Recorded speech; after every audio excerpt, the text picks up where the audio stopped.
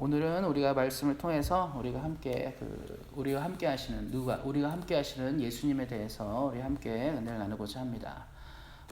과거에 이제 이 2차 대전이 끝나고 이 세계는 이제 미국과 소련으로 갈라져서 이 냉전 체제에 들어가게 됩니다. 그래서 1990년에 이 소련이 해체될 때까지 긴 시간 동안 세계는 이제 이 공산주의 진영과 자유민주주의 진영으로 나뉘어서 갈등을 겪게 되었는데요.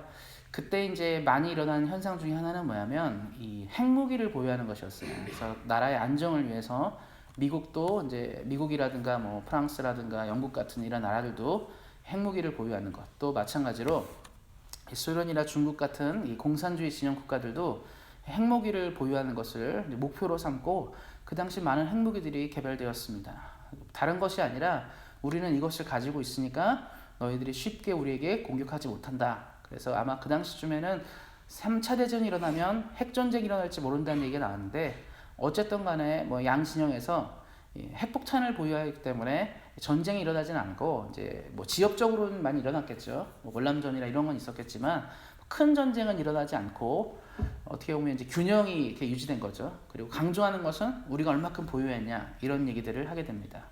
또 이제 제가 어렸을 때 이제 해외에서 이제 선교 여행이라든가 선교 훈련을 좀 받은 적이 있었습니다. 그때 이제 미국 애들을 좀 많이 만난 적들이 있었는데요. 미국 애들은 제가 늘 생각하는 건데 많이 교만해요. 교만한 건 뭐냐면 자기들이 미국인이라는 거, 미국 파스포트를 갖고 있고 내가 이 미국인이라는 사실을 굉장히 자부심을 느끼고 살아가더라고요. 그래서 무슨 얘기를 하면 아메리칸 이런 얘기 하는데, 핵심이 뭐냐면 저도 그 당시 좀 부럽긴 했습니다. 이 아메리칸 프레지던트, 미국 대통령은 미국인을 위해서 뭐든지 한다. 그러니까 미국인이 어디서 무슨 일이 생기면 미국 정부는 누구를 파견해서든지 미국인을 건져낸다. 이런 생각을 가지고 있더라고요. 그래서 이 미국이라는 것들이 주는 자존감들이 굉장히 높았다는 것을 볼 수 있게 됩니다. 그래서 우리 삶에 무엇이 있냐에 따라서 굉장히 다른 것 같아요. 저도 이제 뭐 그 당시 한국 여권 갖고 있었고 이렇게 살아가지만 딱 보면서 미국인이 사람들이 왜 되고 싶어 하는지를 그때 많이 배웠습니다.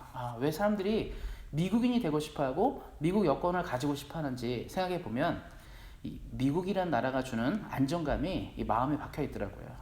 그런 것처럼 우리 삶에 무엇이 박혀 있냐에 따라서 삶의 안정감과 평화를 누리게 됩니다. 그래서 오늘 말씀을 통해서 과연 우리들의 삶에는 어떤 것이 있어야 되는지를, 어떤 사람이, 어떤 분이 계셔야 되는지를 좀 집중해서 살펴보기를 소망합니다. 이 말씀에 이제 보시면 23절, 24절에 배에 오르심에 제자들이 따랐더니 바다에 큰 돌이 일어나 이렇게 나오고 있는데요. 여기서 말하는 이 바다는 이 갈릴리 바다고요. 실제로는 이제 이 이스라엘에 가보면 이 갈릴리 바다는 바다가 아니고 호수입니다. 그러니까 근처에 이제 바다가 없고 이 호수인데요. 근데 이제 왜 성경에서는 이제 바다로 표현하냐? 그러니까 갈릴리 바다가 원래 호수입니다. 그 이유가 뭐냐면 이 히브리어 단어의 이유가 있는데요. 히브리 사람들은 이 단어에 이 얌이라는 단어로 이 바다를 표현하게 되는데, 이 얌이라는 이제 히브리 단어가 바다를 표현할 때도 얌이라 부르고요, 호수를 표현할 때도 얌이라 부릅니다. 그러니까 이스라엘 사람 단어에는 바다라는 단어가 따로 없는 거예요. 그러다 보니까 이제 현대에 오면서 번역하면서 호수로 번역하는 경우도 있고 바다로 번역하는 경우도 있습니다. 우리 캐나다에도 이제 호수들이 많이 있죠. 온타리오 레이크도 있고 이리 레이크, 여러 레이크들이 있는데 이 호수는 사실은 풍랑이 일어나거나 뭐 이런 게 일어나진 않습니다. 바다처럼 뭐 큰 폭풍이 불고 그러지 않는데, 우리 성경을 보다 보면 종종 이 갈릴리 바다가 이 풍랑이 일어난다는 표현들이 좀 나오게 됩니다. 그래서 우리가 무슨 일일까를 생각해 보면 이 이스라엘 지형들을 좀 이해하셔야 되는데요. 산악 지형들이 있어가지고 여름에는 이제 뜨거운 공기가 위로 올라가고 막 그렇게 되는데, 그러면서 이 산에서 내려오는 기운 때문에 이 호수가 요동을 치면서 풍랑이 일어나는 경우들이 있습니다. 그래서 오늘 말씀이 바로 그런 가운데 나타나는 것입니다. 그래서 호수에는 풍랑이 일어나지 않지만 이스라엘의 독특한 지형 때문에 풍랑이 일어난다는 것을 기억하시면 좋겠습니다.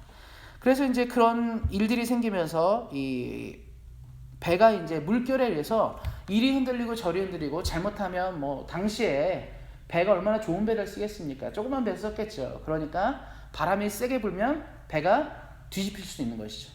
그러다 보니까 이제 배가 난리가 난 거죠. 그런데 이제 24절에 어떻게 되냐면 예수께서는 주무시는지라 이렇게 나와 있습니다. 난리가 난 상황에서 예수님은 잠을 자고 계셨던 거죠. 그러면서 이제 시작되는 이야기는 뭐냐면 제자들이 걱정이 된 거예요. 난리가 났으니까. 지금 우리가 이것을 어떻게 할 방법이 없기 때문에 죽을 것 같다는 생각을 하게 된 것이죠. 예수님과 배에 같이 탔던 사람들은 그 일반인이 아닙니다. 베드로라든가 뭐 야고보, 요한 이런 사람들, 이미 갈릴리 이 호수에서 어부를 하던 사람들이에요. 그러니까 이런 상황을 충분히 알고 있는 사람들임에도 불구하고 너무 큰일이 일어나니까 어쩔 줄을 모르게 됩니다. 그래서 이 사람들이 생각한 건 뭐냐면 예수님을 생각한 거죠. 예수님이 우리 앞서서 나온 많은 기적을 일으키시고 많은 일들을 하셨기 때문에 약간의 기대가 있었던 것 같습니다. 아니면 이제 우리가 여기서 아무것도 못하니까 죽게 되었구나. 예수님 어떡합니까? 이런 장면들이 나오게 된 것 같습니다. 그래서 25절에 제자들이 예수님을 깨우면서 주여 구원하소서 우리가 죽겠나이다. 이 경험이 많은 어부들이 이제 자기들이 방법이 없는 거예요. 배가 이리 흔들리고 저리 흔들리니까 경험이 아주 많은 이 어부들이 살아갈 방법과 방향을 찾지 못하게 된 것입니다. 그러니까 방법이 없으니까 어떡합니까? 마지막이라도 뭔가 붙잡아야 되는 것이죠. 그래서 혹 예수님이 이 상황을 해결해 주지는 않을까라는 약간의 기대가 있었던 것 같습니다. 그래서 제자들이 예수님을 깨우죠. 주여 구원하소서 우리가 죽겠나이다. 그런데 이제 26절에 예수님이 이렇게 말씀하십니다. 어찌하여 무서웠냐? 믿음이 작은 자들아 하시고 곧 일어나서 바람과 바다를 꾸짖으시니 아주 잔잔하게 되거늘. 이런 말이 나와 있습니다. 예수님의 제자들의 요청을 듣고 일하시는 장면들이 나오게 됩니다. 그래서 이 사건은 여태까지 있는 사건과 다르게 큰 의미를 주는 사건인데요. 보통 우리가 이제 이런 경우들 있죠. 사람들이 뭐 병에 걸렸다, 뭐 아프다, 이런 것들이 치유되는 경우들이 있습니다. 현대사에서도 기적 같은 치유들이 일어납니다. 그런데 이것이 꼭 기독교에서만 일어나는 건 아니에요. 기독교를 안 믿는 사람들도 종종 기적의 치유가 나는 경우들이 있게 됩니다. 그래서 이거는 어쩔 때는 보면 교회도 나오지만 교회 안 믿는, 예수 안 믿는 사람들도 나타나는 기적이기도 하거든요. 그런데 지금 말씀에 나오는 이런 기적, 자연현상을 뒤집는 기적들은 거의 나오지 않습니다. 우리 뭐 예전에 뭐 인도네시아나 일본에 뭐 쓰나미 오고 막 이런 거 보셨잖아요. 그런 것을 멈추게 하거나 사라지게 하는 것들은 사실상 불가능합니다. 이 자연에 관련된 것은 이 하늘의 법칙이잖아요. 오늘도 우리 눈이 많이 내렸는데 이것은 하늘에서 움직이는 것이기 때문에 사람 입장에서 눈아 멈춰라 해서 눈에 멈춰지고 그러지 않는다는 거예요. 이것은 바꾸기가 어렵다는 것을 말해주고 이 초자연적인 능력이 필요하다는 것이죠. 그런데 예수님이 당시에 이 풍랑이 불고 바람이 부는 것을 잔잔하게 했습니다. 그래서 27절 말씀해 보시면 사람들이 놀랍게 여기르되 이 사람이 어떠한 사람에게 바람과 바다도 순종하는가. 그 전까지는 선생님 대단한 분이라 생각했어요. 대단한 분이시죠 예수님. 아픈 사람을 고치고 병자를 고치고 대단한 분인데 이 사람들은 더 놀라운 것을 경험하게 됩니다. 자연현상을 바꿔버리는 거예요. 한번 상상해 보셨으면 좋겠습니다. 캐나다가 겨울에는 눈도 많이 오고 춥잖아요. 근데 우리가 너무 추워서 만약에 누군가 와서 오늘 하루만큼은 여름 날씨같이 되라. 그래서 해가 쨍쨍하고 온도도 30도 이상으로 올라가고 여름같이 반팔 입을 수 있는 하루가 되라. 이렇게 말해서 날씨를 바꾼다. 그럼 어떤 생각이 들겠습니까? 저 사람은 신이 아닌가, 놀라운 사람 아닌가 생각이 들 것 같아요. 왜냐하면 불가능한 거니까요. 불가능한 일들을 가능케 하는 것은 굉장히 어렵지 않습니까?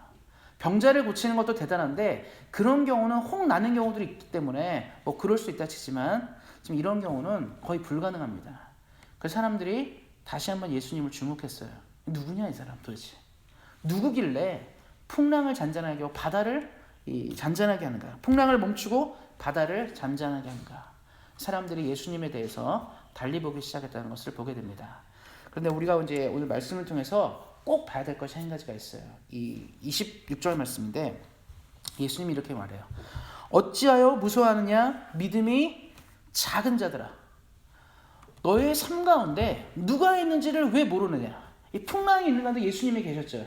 예수님이 계시다는 것은 그 상황을 넘어갈 수 있는 무언가가 있다는 것을 말해주는 것입니다. 그러니까 제자들도 약간은 있었던 것 같아요. 그래서 죽게 됐으니까 예수님 살려주세요라고 얘기했지만 예수님은 근본부터 지적하십니다. 믿음 없이 고백하지 말고 믿음 있이 나가라는 거예요.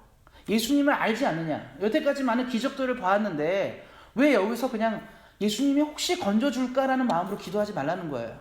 혹시 도와주시지 않을까? 이런 마음으로 얘기한 겁니다. 제 아들이 예수님에게 요청한 것은 예수님이 하실 걸 믿습니다 하고 한 게 아니라 혹시 도와주지 않을까? 지금 이 상황에서 어쩌다가 도와주지 않을까? 이런 생각을 하게 된 것이죠. 사랑하는 성도님들, 우리가 신앙생활할 때 우리도 이런 경우들이 많이 있어요. 우린 많이 듣습니다. 예수님 놀라운 분이십니다. 목사님 설교를 통해서 예수님이 어떤 분이시고 하나님이 우리에게 어떤 기적을 일으키는 분이시고 하나님이 우리 사랑하는 성도님들을 얼마나 사랑하는지를 우리는 많이 듣습니다. 그런데 우리가 살다 보면 믿음이 혹시라고 생각할 때가 있어요. 혹시 하나님이 나 좀 도와주지 않을까? 혹시 예수님이 나 좀 생각하지 않을까? 이렇게 믿을 때가 있습니다. 우리가 처음부터 예수님은 나를 완전히 도와주시는 분이야. 하나님은 나를 완전히 사랑하시고 나를 완전히 이끌어주시는 분이야. 이렇게 믿는 게 아니라 혹시 예수님이 저 장로님 도와주신 것처럼 나도 좀 도와주지 않을까? 혹시 예수님이 저 목사님 사랑하는 것처럼 나도 좀 사랑하지 않을까? 혹시 예수님이 저 권사님 집사님을 사랑하는 것처럼 나도 그러지 않을까? 이렇게 간다는 거예요. 그래서 예수님 말씀하시죠. 왜 그렇게 생각하니? 왜 그렇게 생각하니? 믿음이 작게 생각하지 말고 나는 항상 사랑하는 너희들을 눈동자같이 보호하는 하나님이라고 말씀하십니다. 우리 사랑하는 성도님들 이걸 기억하셨으면 좋겠어요. 우리 마음에 누가 있습니까? 우리 삶에 누가 있습니까? 제가 앞서 말씀드렸죠.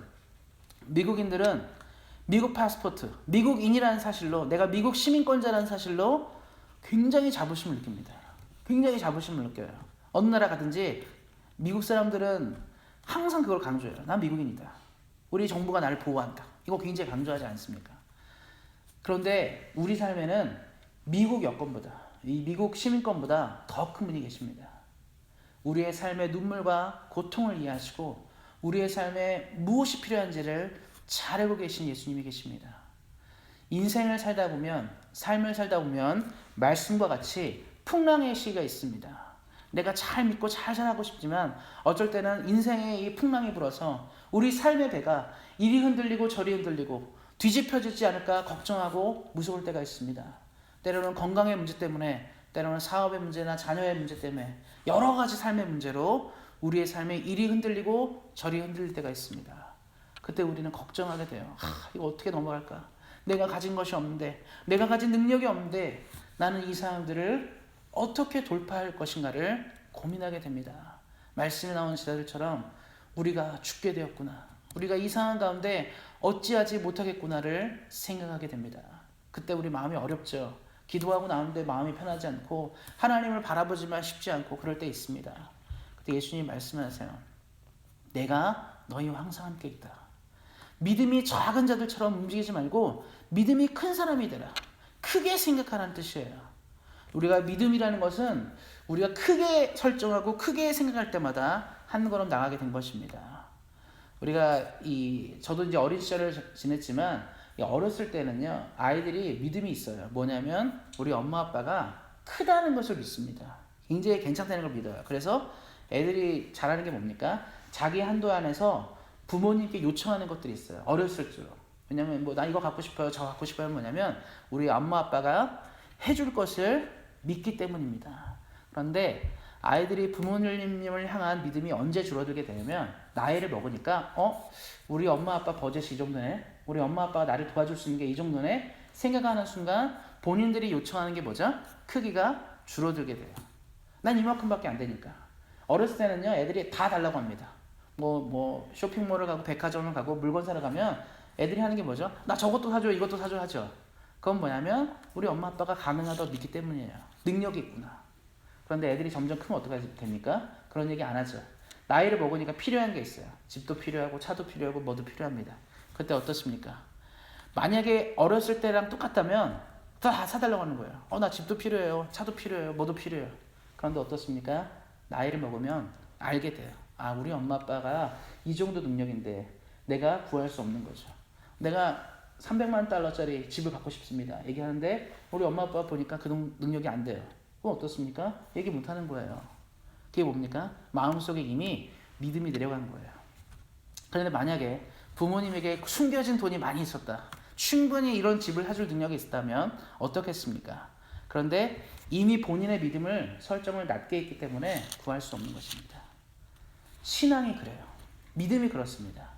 우리 사랑하는 성도님들이 예수님을 얼만큼 아느냐에 따라서 구하는 크기가 달라지게 됩니다.